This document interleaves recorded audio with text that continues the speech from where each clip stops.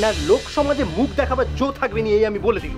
তোর খুড়োর সঙ্গে কেউ এমনিটি করতে পারে রে বাপ? করেছেন তো, আমার খুড়োর পেয়ারের গিরিশ ঘোষ আমার খুড়োর সঙ্গে তাই করেছে। যদি আমার কথা তোমার বিশ্বাস না হয় তাহলে নিরঞ্জন, লেটো ওরা আছে, ওদেরকে জিজ্ঞেস করো, সকলের সামনে তাই করেছেন। ওই গিরিশ ঘোষ তিনি নাকি এমন নেশা করেছেন যে নিজের পায়ে তিনি দাঁড়াতে পর্যন্ত পারছিলেন। তার থিয়েটারের অন্যান্য যারা নোটরা ছিল, মানে যারা অ্যাক্টও করে, তারা এসে বাধা পর্যন্ত দিতে চেয়েছিল। তাদেরকে তো আমল দেয়নি, বরং তাদের মা তুলে একেবারে গুষ্টি তুষ্টি করে ছেড়ে দিয়েছে। আর ওইসব গালিগালাজ মানে শুনলেও মনে হয় পাপ হয়। ছি ছি ছি ছি। এত গাল এত রাগ কেন রে বাপ? ভেবনি খুড়ি যে আমার খুড়ো এর থেকে রেহাই পেয়েছে। আমার খুড়োরে তিনি এমন গাল দিয়েছেন, আমার তো মনে হয় সেই গাল শুনে আমার স্বর্গে বসে থাকা পূর্বপুরুষরাও লজ্জায় মুখ ডেকেছে। ও খুড়ি এসব কি বলছে গো? ও রামলাল, গিরিশে তোর খুড়োর উপর এত রাগ করেছিল কেন রে? সে তো বেশ আনন্দ করে আগে দিয়ে ঠাকুরে সেখানে নেমন্তন্ন করে নিয়ে গিয়েছে, তবে এসব হলো কেন? পুজোর চিত হয়ে শোয়ার শখ হয়েছে, এই আর কি। মানে বিনে পয়সায় থিয়েটার দেখিয়ে ওই নট গিরিশচন্দ্র ঘোষ চেয়েছিল রামকৃষ্ণ পরমহংস দেবের কাছ থেকে বর আদায় করে নিতে। তা না দেওয়ায় আমার খুড়োকে সেখানে খেতে বসিয়েও সেখান থেকে তুলে দিয়েছে। কত বড় বাহাদুরি! বাবা বাবা, কত বড় বাহাদুরি! বাহাদুরি তেনার পকেটে থাক। আমি তোমাকে বলে দিচ্ছি খুড়ি, ওই মেডেল তিনি কোনোদিন আর লোক সমাজে দেখাতে পারবেননি। হ্যাঁ, কোনোদিন পারবেন। তোমরা বলো না খুড়ি, গিরিশচন্দ্র ঘোষ কত তার নাম কলকাতায়, কত তার খ্যাতি। হ্যাঁ, রেতের আধারেও এবার থেকে তেনাকে মুখ ডেকে চলতে হবে, বলে দিল মালিক। ও দাদা, নোটো আমার খুড়োর কাছে কি বর চেয়েছে? হ্যাঁ রামলাল, সে কি এমন চেয়েছে যে তোর খুড়ো দিতে পারেনি? খুড়োর বাপ হবার শখ হয়েছে তেনার। তার মানে বর চেয়েছেন দক্ষিণেশ্বরের পরমহংস পরের জন্মে ওই ভোগী পাপী গিরিশ ঘোষের বেটা হয়ে জন্মান।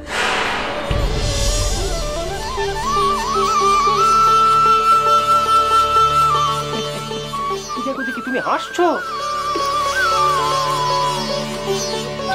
তা হ্যাঁ রে বাবা, তোর খুড়ো কি তারে সরাসরি না বলে দিয়েছে?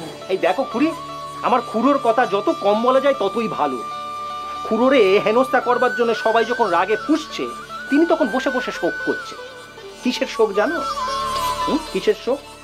নুচি নুচি পাক পেরে বসে দেড়খানার বেশি নুচিও তিনি খেতে পারেননি, তার শোক। আর সেই শোকেই তিনি ফুপিয়ে ফুপিয়ে কাঁদতে কাঁদতে গাড়িতে গিয়ে উঠলেন। ও, আমিও তোমাকে বলে রাখি খুড়ি, দম্মে সইবেনি। রামকৃষ্ণ পরমহংস দেবকে অপমান করা, তার ফল তিনি ভুগবেন, একদিন না একদিন ভুগবেই। আমি তোমার বলে গেলাম খুড়ি। ও খুড়ি, খুড়োর জন্য কখানা লুচি করব? না রে মা, তিনি যে ওই দেড়খানা লুচি খেয়েছেন ওতেই হবে। বেশ করেছি, বেশ করেছি, যা করেছি বেশ করেছি। তার জন্য ধর্ম, ন্যায়, সত্য যদি আমাকে রসাতলে পাঠায় পাঠাক, আমার কোনো আফসোস নেই, কোনো আফসোস নেই। শুধু আমার বুকের মধ্যে একটাই কষ্ট, পাতে খাবার একটু খেয়েছেন কি খাইনি, আমি টেনে তুলে দিয়েছি হাত ধরে। গরম ফুলকো লুচি খেতে ভালোবাসেন, কিন্তু আমি ওনাকে খেতে দিইনি, খেতে দিন। কেন কেন কেন আপনি ওনাকে তুলে দিলেন? কেন তুলে দিলেন বলুন? কেন তিনি আমাকে বর দিলেন না? কেন? আপনি যে বর চেয়েছেন সেটা কি দেওয়া সম্ভব দাদা? কেন সম্ভব নয়? কেন সম্ভব নয়? আমি তো ওনার বাপ হতে চেয়েছিলাম, শুধু এই মাত্র। উনি কেন দিলেন না আমাকে সেই বর? আমি এই দুই হাতে ওকে আমি আঁকড়ে ধরতে চেয়েছিলাম। আমার এই বুকটার মাঝখানে আমি ওকে চেপে ধরে রাখতে চেয়েছিলাম। উনি আমাকে বলতে পারতেন, মুখ ফুটে একটু বলতে পারতেন, তাহলে তো আমি বিশ্বাস করতাম।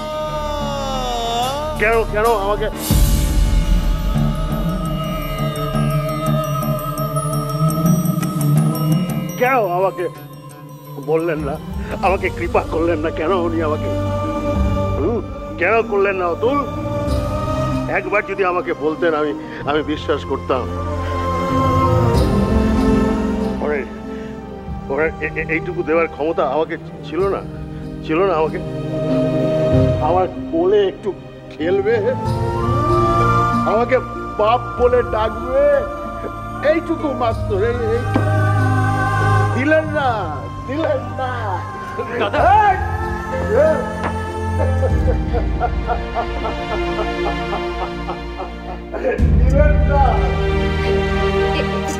এবার কি হবে ঠাকুরপো? তুমি ভেবো না বৌঠান, কাল সকালে নেশা কাটলে আমি দাদাকে নিয়ে দক্ষিণেশ্বরে যাব, ঠাকুরের কাছে ক্ষমা চেয়ে আসবো।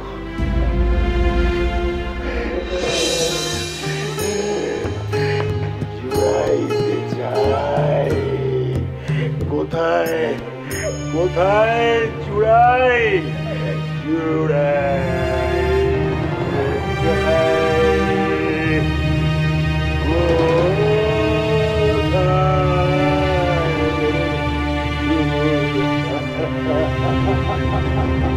গিরিশবাবুকে কখনো ক্ষমা করবেন না ঠাকুর।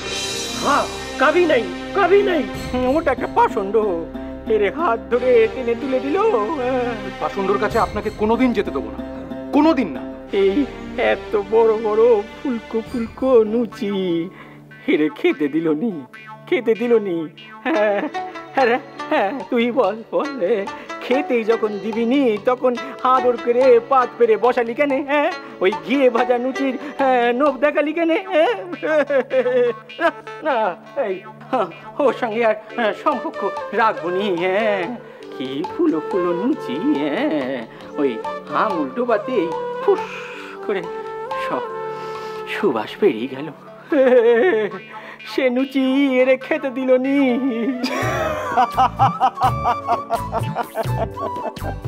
ও লরেন,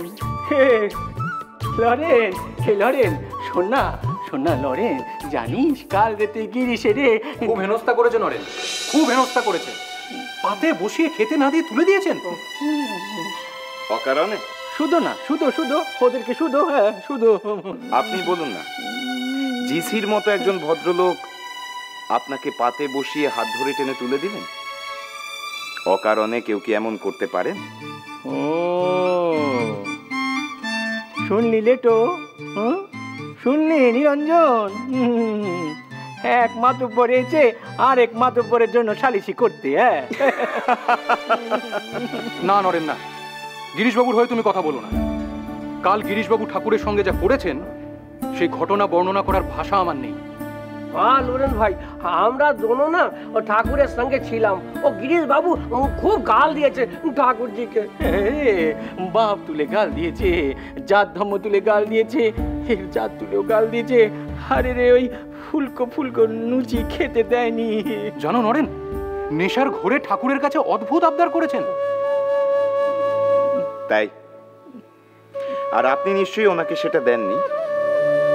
তাই তো ভাবি, জিসি হঠাৎ এমনটা করতে গেলেন কেন? ঠাকুর ও রাম, জানো ওই কাল রেতে গিরিশ হেরে ওই 1.5খানা নুচি খাইয়ে বাপ তুলে গাল দিয়ে তুলে দিয়েছে, জানো? মানে নরেন ঠাকুরের সব কি বলছেন? ও শালা আবার বলবে কি? ও তো তার হয়ে সালিশি করতে এসেছে। হ্যাঁ রামদা, খুব খারাপ ব্যবহার করেছে এক ঘর লোকের সামনে। ওই গাল শুনলে তোমার কানটা লাল হয়ে যাবে। হ্যাঁ, ওই এত লোকের সামনে এভাবে কেউ গাল দেয় নাকি? হ্যাঁ, গাল দেয়? ঠাকুর যার যা আছে সে তো তাই দেবে।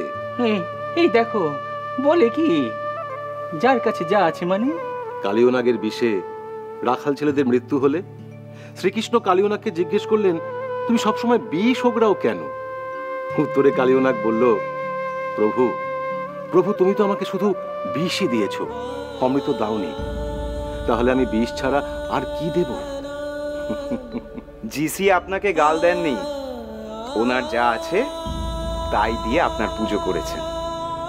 আমাকে বললে আমি তক্ষুনি আদালতে গিয়ে তার নামে মানহানি মামলা ঠুকতাম, কিন্তু আপনি তো পতিত পাবন, অঞ্জলি পেতে উনি যা দিয়েছেন আপনি তাই নিয়েছেন। হোরা, তুমি গাড়ি এনেছো? হ্যাঁ এনেছি। কোথায় যাবেন? হে হে গিরিশের কাছে যাবে, তুই এর সঙ্গে চল। মানে আপনি এখন বাগবাজার যাবেন? শোন, তুই যদি এর সঙ্গে না যেতে পারিস তো একাই যাবে। হ্যাঁ। ও রাম রাম, তুমি এর গাড়ি করে বাগবাজার পৌঁছে দাও না গো। হ্যাঁ দিচ্ছি, কিন্তু আরে কিন্তু খাতায় আগুন। ও গিরিশ, গিরিশ। আরে ঠাকুর, ঠাকুর গায়ে অন্তত একটা জামা। ঠাকুর, ঠাকুর দেখো সূর্য, ঠাকুর নিজেই বললেন ওই পাষণ্ডটার সঙ্গে সম্পর্ক রাখবেন না, পরক্ষণেই চলে গেলেন। নিরঞ্জন ভাই, ও এখানে দাঁড়িয়ে থেকে লাভ নেই, চলো ও রামলাল দাদাকে খবর দিতে হবে। আচ্ছা চল চল। অনুপ কি তোর খুড়োর কাছে গিয়ে একবার শুধিয়ে আসবি মা? ওই তেনার জন্য মোরলা মাছ করবো না শিঙি মাছ করবো? শুধরবেননি, শুধরবেননি, আমার পুরো জীবনে কোনোদিন শুধরবেননি। হ্যাঁ, আমি তোমায় বলে রাখবো। কাল অত বড় একটা কাণ্ড ঘটে গেল, আজকে সকালবেলা খুড়ো কিন্তু বেমালুম সবকিছু ভুলে গেছে। তিনি কাল রেগে মেগে বললেন ওই গিরিশ ঘোষের মুখ আমি কোনোদিন দর্শন করবনি, তার সঙ্গে আমি সম্পর্ক রাখবনি, হেন করবনি, তেন করবনি, সব বললেন। আজকে ঘুম থেকে ওঠার পর সব তিনি ওই গঙ্গার জলে জলাঞ্জলি দিয়ে দিয়েছেন। কি হয়েছে রে রামলাল? সকাল সকালে তো মাথা গরম দেখছি তোর। শুধু আমি মাথা গরম করিনি, ওদিকে নিরঞ্জন, তারপরে লেটো, সবার মাথা গরম। কার উপর গো দাদা? ওই নোটোর উপরে? রীতের রাগ সকালের আলোতে এখনো যায়নি কারো। এরম রাগ তো ভালো নয় রে রামলাল। জানো খুড়ি, তুমি জানো আমার খুড়ো কি করেছে? যে মানুষটা কাল খুড়োর এরকম হেনস্থা করেছে তার কোথায় সকালবেলায় উঠে এসে খুড়োর পায়ে ধরে ক্ষমা চাওয়া উচিত? বলা উচিত না আমি কাল মাতাল ছিলুম, আমার এমন করা উচিত হয়নি, আমারে ক্ষমা করুন, বা নাক মুলবে কান মুলে এসব করা উচিত ছিল? তিনি তো বাগবাজারে বসে আছেন, তার কোনো ভ্রুক্ষেপ নেই, কিন্তু আমার খুড়ো এসব পেরানে সয় না গো খুড়ি, এসব পেরানে একদম সয় না। ও রামলাল, এমন কি করেছেন রে তোর খুড়ো যা পেরানেও সইছেনি? আমার খুড়ো নরেন্দ্রে নে সেখানে গেছেন ওই বাগবাজারে গিরিশ ঘোষের কাছে। সে কি গো দাদা? খুড়ি তুমি জিজ্ঞেস করবেনি যে খুড়ো সেখানে কেন গেলেন? দেখ রামলাল, তিনি যা ভালো বুঝেছেন তিনি তাই করেছেন। ও দাদা, খুড়ো সেখানে কেন গেলেন গো? তিনি গিরিশ বাবুকে বলতে গেলেন যে তুমি যা করেছো কোনো দোষ করোনি, যা করেছো ঠিক করেছো। ও মা, খুড়ো নিজে মুখে এই কথা বললেন? নিজের মুখে বলেছেন কিনা আমি তো জানি না, লেটও যা বললো। ওই রামদত্ত মশাই নাকি এসেছেন গাড়ি নিয়ে, আর খুড়ো নরেনকে সঙ্গে করে টেনে হিচড়ে নিয়ে গাড়িতে উঠে একেবারে বাগবাজার গিরিশ ঘোষের বাড়ি। যাক, যিনি গেছেন আর যার কাছে গেছেন দুজনেরই শান্তি। অনুপ কি শিগগিরি করে আয় দেখি, রান্নাটা সেরে ফেলতে হবে।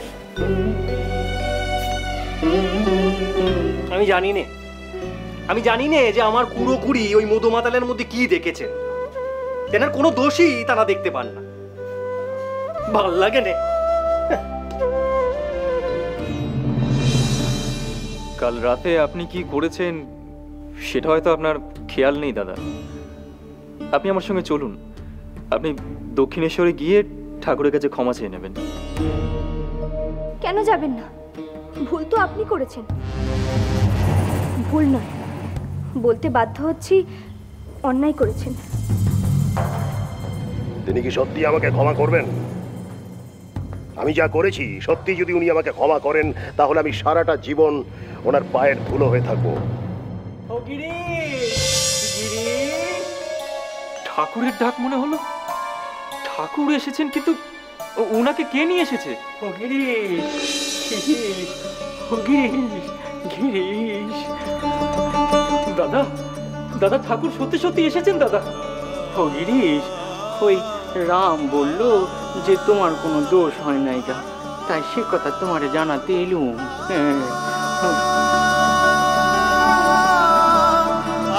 যে অপরাধে জন্মদাতা বাপ তার ছেলেকে ক্ষমা করতে পারে না, সেই অপরাধ আপনি ফু দিয়ে উড়িয়ে দিতে এসেছেন। হ্যাঁ,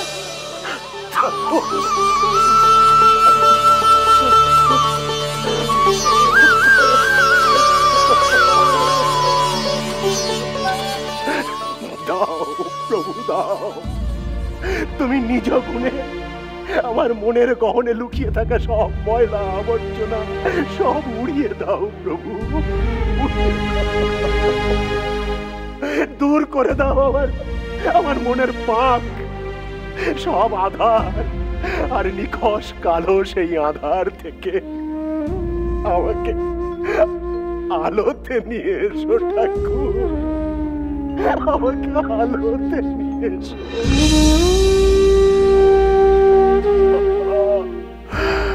ঠাকুর, ঠাকুর, আজ পর্যন্ত আমার আপনার বলতে কেউ ছিল না ঠাকুর। আমার মনের সব ময়লা আবর্জনা কাদা সব সব মুছিয়ে তুমি আমাকে আপনার করে নাও, তোমার করে নাও ঠাকুর। আমাকে পবিত্র করো, শুদ্ধ করো ঠাকুর, শুদ্ধ করো আমাকে। ও গিরিশ, ঠাকুর, তুমি ধীরে ধীরে শুদ্ধ হবে গা, শুদ্ধ হবে। তোমায় দেখে লোকে অবাক হয়ে যাবে গা, অবাক হয়ে যাবে। ওঠো গো, ওঠো, ওঠো, ওঠো। সুরত, অতুল তোরা হাত করে দাঁড়িয়ে কি দেখছিস? স্বয়ং ঠাকুর এসেছেন আমার বাড়িতে। ওরে শাঁখ বাজা, উলু দে, উলু দে। না গো মা, না না, পেনাম করুন গো, তুমি পেনাম, তুমি পেনাম। সুরত, তুমি ঠাকুরের জন্য খাবার আয়োজন করো। সেদিন ঠাকুর খেতে পারেননি, যাও খাবার আয়োজন করো, যাও। বলো কি? আপনি আপনি আসুন ঠাকুর, আসুন, যাও যাও। নরেন, তোমরা আমাকে ভুল বুঝো না নরেন, আমাকে ভুল বুঝো না তোমরা। ধন্য জিসি, ধন্য তোমার ভক্তি, তোমার বিশ্বাস। এই নরেন্দ্রনাথ দত্ত আজ পায়ে হাত দিয়ে তোমায় প্রণাম করছে। নরেন, এ কি, আপনারা দাঁড়িয়ে কেন? আসুন, আসুন, বসুন। হ্যাঁ, বসুন, বসুন, বসো নরেন, বসো।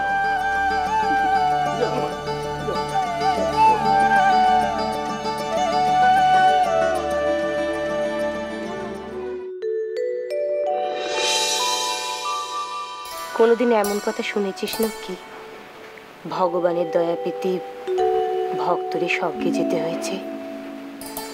ভগবানরই ভক্তের মনের আসনে বসবার জন্যই তার দড়ি নেমে আসতে হয়েছে।